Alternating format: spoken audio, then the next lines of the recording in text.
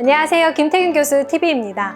오늘은 의학의 새로운 패러다임으로 불리고 있는 기능의학에 대해서 지난 시간에 이어 송효영 박사님 모시고 좀 더 자세히 얘기 나눠보는 시간 갖도록 하겠습니다.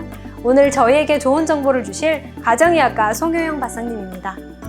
안녕하세요. 송효영입니다. 네, 박사님. 지난 시간에 기능의학이 무엇인지 또 TK 건강백년에서 기능의학이 어떤 역할을 하고 있는지 간략하게 설명해 주셨잖아요. 저는 검사를 통해서 나에게 필요한 영양제를 처방받을 수 있다는 개념이 너무 신선하게 들렸거든요.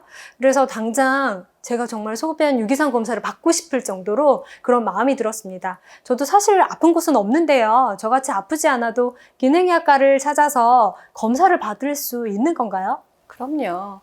지난 시간 말씀드렸듯이 질병으로 약을 드시는 분들도 약에 따라 몸에서 소모시키는 영양소가 다 다르기 때문에 특정 미량 영양소나 비타민에 대한 필요량이 훨씬 더 늘어날 수 있습니다. 약을 복용 중이신 분들도 치료 효과를 더 높이거나 약을 줄이기 위해서 기능의학의 도움을 받으실 수 있습니다. 그리고 딱히 질병은 없지만 불편한 증상들이 나타나는 건강하지 않은 상태, 즉 미병 상태이신 분들도 질병으로 더 진행하기 전에 다시 건강해지기 위해서 기능의학과에 오실 수 있습니다. 또 아주 건강하신 분들도 노화의 진행이 걱정되시거나 중요한 프로젝트를 앞두고 있는 경우에는 본인의 컨디션을 제대로 지키기 위해서 예방 차원에서 기능의학과에 오셔서 검사 받으시고 영양 처방 받으시곤 하십니다. 즉 최적의 건강 상태를 원하는 모든 분들이 참여할 수 있는 의학이 기능의학입니다. 건강한 사람도 병원을 찾을 수 있는 시대가 왔다라는 게 정말 너무 신선한데요. 이번 방송 제목처럼 정말 새로운 패러다임으로 들립니다. 맞아요. 의학의 패러다임 시프트, 즉 새로운 시대가 펼쳐졌다고 봅니다. 이제는 의학에서 4P의 시대가 왔다고들 말합니다. 4P란 영어의 이니셜 P를 모은 것으로 predict, 유전체나 다른 기능의학 검사 등을 통해 질환을 미리 예견하고요. prevent, 건강한 생활 습관과 영양소 섭취를 통해 질환을 예방하고 personalized, 진단과 치료 등 모든 과정을 나에게 맞춘 개인 맞춤으로 진행하고 마지막으로 participate, 환자를 치료의 주체로 적극 참여시킨다는 뜻입니다. 즉 개인이 자신의 건강의 주체가 되어서 의사의 진료에 적극 참여하고 본인의 건강을 위해서 질환을 미리 예방하고 개개인에 맞는 치료를 받는다는 것입니다. 그렇다면 기능의학과에서는 질환을 예견하고 예방하기 위해 구체적으로 어떤 검사들을 진행하는지 궁금한데요. 네, 기능의학과에서는 기본적으로 한 환자를 볼 때 7가지 측면에서 환자의 주요 생체 불균형을 조사합니다. 첫째는 호르몬과 신경 전달 물질의 불균형을 보고요. 둘째, 에너지 불균형과 미토콘드리아 에너지 생산을 봅니다. 셋째, 해독과 생체 변환 불균형, 넷째, 면역과 염증의 불균형, 다섯째는 장 안의 소화, 흡수, 미생물의 불균형을 보고요. 여섯째, 세포막 기능부터 근골격계에 이르기까지 전체적인 구조적 불균형을 봅니다. 마지막 7번째로는 신경, 마음, 신체, 영혼까지 전체적으로 통합적인 불균형이 있는지 보게 됩니다. 세븐코어 임벌런스라는 게 기능의학에서 환자에게 적용하는 개념적인 접근인 것 같은데요. 그렇다면 실제 환자들한테 적용하시는 검사들은 어떤 게 있나요? 그리고 좀 더 자세히 설명 부탁드릴게요. 네, 좀 더 구체적인 검사들을 살펴보겠습니다. 첫 번째 호르몬 검사를 예를 들면 노화와 관련된 호르몬 검사로서 대표적으로 부신 호르몬인 코티졸과 DHEA 호르몬을 검사할 수 있습니다. 낮은 코티졸과 낮은 DHEA는 다양한 외부, 내부 스트레스에 대해서 저항력이 많이 떨어진 상태를 의미하고요. 부신 피로를 정의하는 데 사용하기도 합니다. 또한 갑상선 호르몬과 성장인자 호르몬을 볼 수 있고 결과 수치에 대한 해석은 질병이 있냐 없냐의 관점보다는 기능적으로 적절한지, 즉 환자의 삶의 질에 영향을 미치는 수준인지, 그리고 미리 미병 단계에서 영양소, 운동, 수면 등 생활 패턴 교정 등을 해줘야 할지를 보게 됩니다. 두 번째로 자율신경 활성도 검사가 있습니다. 손목과 발목의 혈관에서 측정되는 맥의 파동, 즉 웨이브를 통해서 자율신경 활성도, 즉 교감신경과 부교감신경을 측정하는 검사입니다. 비교적 간단한 검사이고요. 환자의 주관적인 스트레스 및 피로 증상을 수치화해서 볼 수 있습니다. 부신 호르몬 수치와 연계해서 보면 환자의 자율신경 활성 상태를 좀 더 정확히 볼 수 있습니다. 세 번째, 기능의학 검사의 꽃이라고 할 수 있는 소변 유기산 검사가 있습니다. 인체 세포의 대사물인 유기산을 소변에서 측정하는 검사인데요. 이 검사 한 가지로도 신체의 다양한 측면에서 일어나는 대사를 세포 내 생화학적 수준에서까지 볼 수 있습니다. 좀 더 자세히 설명을 드리자면 몸에서 신진대사가 원활히 이루어지지 않으면 우리 몸속의 특정 대사물이 단계별로 축적되게 되는데요. 이러한 대사물을 유기산이라고 하는데 유기산을 소변에서 측정해서 내 몸 안의 다양한 대사를 생화학적으로 확인할 수 있습니다. 우리 신체뿐만 아니라 장 속에 살고 있는 미생물들, 즉 장내 미생물의 대사물까지 측정을 해서 장내 미생물 불균형까지도 볼 수 있고요. 세로토닌, 도파민 같은 신경전달 물질의 대사도 확인 가능합니다. 또한 간에서 이루어지는 해독 과정의 대사에 대해서도 알 수 있고요. 산화 스트레스 정도와 항산화 대사까지 볼 수 있습니다. 한 번의 검사로 세포 내 미토콘드리아 에너지 생성, 산화, 항산화 대사, 신경물질 대사, 간 해독 대사, 장내 미생물의 대사까지 볼 수 있으니 정말 기능의학의 꽃이라고 불릴만 하지요. 이 검사의 최대 장점은 각 대사의 이상 소견에 따라 개인에 맞는 맞춤 영양소 처방이 가능하다는 것입니다. 네 번째, 모발 미네랄 검사가 있습니다. 머리카락을 통해서 중금속 중독과 미네랄 밸런스를 분석하는 검사입니다. 수은, 카드뮴, 알루미늄, 납 등 음식 환경에서 나오는 중금속이 내 몸에 축적되어 있는지 측정 가능하고요. 칼슘, 마그네슘, 아연, 구리, 셀레늄 등 주요 미네랄의 절대값 또는 균형을 보면서 이들의 비율을 통해서 신체 기능적 이상을 확인할 수 있습니다. 다섯 번째, 유전체 분석 검사가 있습니다.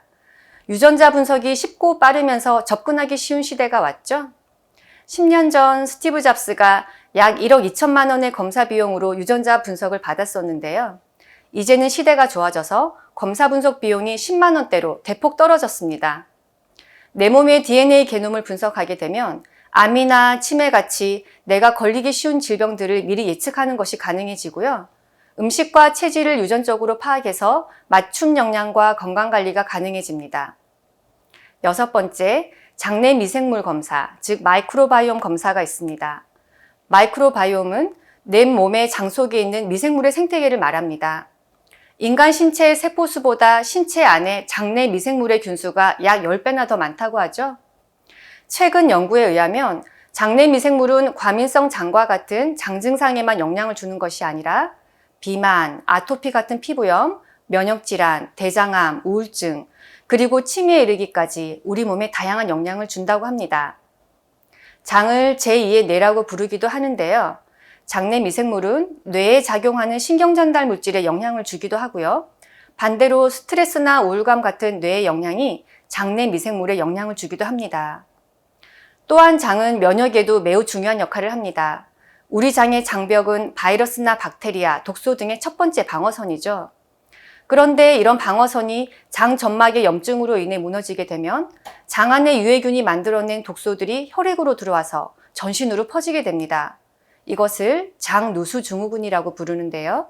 이런 경우 인슐린 저항성과 염증, 우울증 같은 각종 질병에 영향을 줄 수도 있습니다. 장 점막의 투과성이 증가하는 경우 대부분 장내 미생물 불균형, 즉 디스바이오시스가 동반되기 때문에 장내 유익균이 증가하고 유해균이 억제되도록 치료가 필요합니다. 일곱 번째, 음식 면역 반응 검사, 즉 90종 푸드 IgG 검사가 있습니다. 음식 면역 반응 검사를 통해서 곡류, 달걀류, 육류 등 다양한 식품군의 90여 가지 식품에 대해서 IgG 항체 레벨을 측정할 수 있고요. 환자 몸에 염증 반응을 일으키는 식품을 찾을 수 있습니다. 네, 흥미로운 검사들이 정말 많은데요. 저도 병은 아니지만 피곤하거나 건강하지 못하다고 느낄 때가 종종 있었는데 이런 경우에 검사를 받아보면 참 좋겠다는 생각이 들고 또 내 몸 상태도 알 수 있을 것 같아서 유용할 것 같다는 생각이 듭니다. 네, 검사 종류가 정말 다양하고 새로운 검사들도 많죠. 현대의학 기술의 발달로 검사 방법들이 하루가 다르게 발전하고 특히 요즘은 의료 빅데이터, AI, 인공지능, 딥러닝을 접목한 검사 기술들까지 나오고 있습니다. 네, 박사님 그러면요. 기능의학 검사에 대한 설명을 듣다 보니까요. 벌써 마무리할 시간이 되었는데요. 정말 오늘 많은 내용을 설명해 주셔가지고 혹시 마지막으로요. 요즘 코로나 팬데믹 그리고 또 백신 때문에 면역력에 대한 관심이 굉장히 높거든요. 혹시 일상생활에서 면역력에 도움이 되는 영양제를 한 가지만 추천해 주실 수 있을까요? 말씀드렸다시피 개인에게 꼭 필요한 영양제를 맞추어서 드신다면 그게 제일 도움이 되겠죠. 그렇지 않고 모두에게 통용될 수 있는 면역에 필요한 영양제를 딱 하나만 추천하라고 하신다면 저는 비타민 D를 추천드리고 싶습니다. 비타민 D는 우리 몸에서 합성할 수 있다고 알고 계시고 그래서 특별히 보충이 필요하지 않다고 생각하실 수도 있는데요. 우리 몸에서 합성이 필요할 만큼 그만큼 중요한 비타민이 바로 비타민 D입니다. 실제 우리나라와 같이 고緯도에 위치한 지역에서는 일조량이 적어서 햇빛만 봐서는 몸에서 비타민 D를 충분히 합성하기는 어렵습니다. 특히 나이가 들수록 우리 몸의 비타민 D 합성 능력이 떨어지고요. 장, 간, 신장 질환에 따라서 흡수력이나 합성 능력이 더 떨어질 수 있습니다. 또한 대부분 여성들은 자외선 차단제를 바르고 다니시잖아요. 자외선 차단 크림의 SPF 자외선 차단 지수가 8만 넘어가도 피부에서 비타민 D 합성은 거의 일어나지 않습니다. 비타민 D의 역할은 정말 중요하고 많습니다. 첫째, 가장 잘 알려진 역할은 뼈를 튼튼하게 만드는 것입니다. 장에서 칼슘의 흡수를 돕고 뼈의 형성을 촉진합니다. 두 번째, 오늘날 비타민 D가 중요해진 가장 결정적인 이유는 면역력을 높이는 효과가 있기 때문입니다. 최근 비타민 D가 각종 암 예방에 관여하고 감기와 독감 등 감염 질환을 극복하는 데 도움을 준다는 연구 결과가 나오고 있습니다. 실제 우리 몸의 면역세포에는 비타민 D 수용체가 상당히 많이 있습니다. 비타민 D가 부족하면 뼈 건강뿐만 아니라 면역력이 떨어질 수 있고요. 암에 대한 예방 능력까지 떨어집니다. 암에 대한 비타민 D의 효과를 보기 위해서는 비타민 D 혈중 수치를 적어도 40 나노그램 per ml 이상은 유지해야 합니다. 매일 최소 비타민 D 4,000 IU 이상은 복용해야 달성할 수 있는 수치입니다. 대한민국 국민 평균 비타민 D 수치가 얼마인지 아세요? 16.1입니다. 대부분의 사람들이 비타민 D 부족 혹은 결핍이라고 보시면 됩니다. 그러면요, 비타민 D를 음식으로 다 보충하기는 어렵다는 말씀이신 거죠? 네. 비타민 D는 음식으로 보충할 수도 있지만 비타민 D가 풍부한 생선의 간이나 동물의 내장을 우리가 식사로 잘 섭취하지 않기 때문에 매일 영양제로 섭취하시거나 주기적으로 두세 달에 한 번 비타민 D 주사를 맞으셔서 신체 내 충분한 비타민 D 수준을 유지하시는 것이 건강에 도움이 되겠습니다. 하버드대학 식품 피라미드인데요.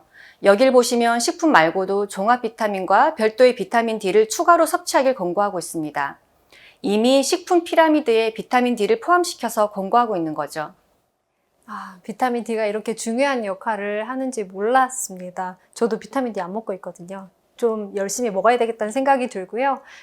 박사님, 제가 예약하고 갈게요. 바로 오세요. 네, 알겠습니다. 영양소 공부하면 할수록 재밌는 내용이 참 많을 것 같은데요. 송영희 박사님, 마지막으로 마무리 말씀 부탁드릴게요. 네, 시간 관계상 많은 말씀을 드릴 수는 없었는데요. 내 몸의 주인은 누구일까요? 바로 나 자신이죠. 내 건강은 내가 지킨다는 생각으로 내 몸이 보내는 이상 신호나 건강상의 신호에 귀를 잘 기울여 보시길 바랍니다. 그리고 내 몸이 필요로 하는 것이 무엇인지 알아보고요. 또 잘 챙겨주면서 나 자신을 좀 더 사랑하는 기회를 가지시면 좋겠습니다. 네, 감사합니다. 내 몸에 관심을 갖고 자신을 좀 더 사랑하는 시간을 가져보자는 박사님의 마지막 말씀 가슴 깊이 울림으로 남는데요. 여러분들도 나를 알아보는 시간 가져보셨으면 좋겠습니다. 오늘 좋은 말씀 너무 감사드리고요. 이상으로 김태균 교수 TV였습니다. 감사합니다.